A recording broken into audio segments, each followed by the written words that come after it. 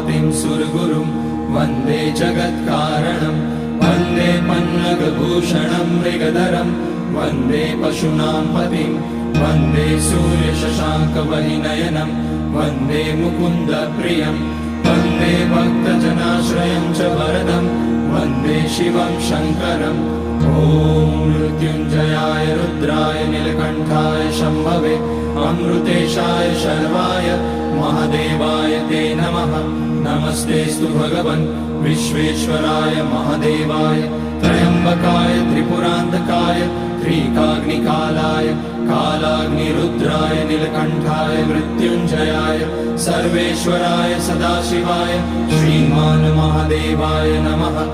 ॐ नमः शम्भवाय च मयोभवाय च नमः शङ्कराय च मयस्कराय च नमः।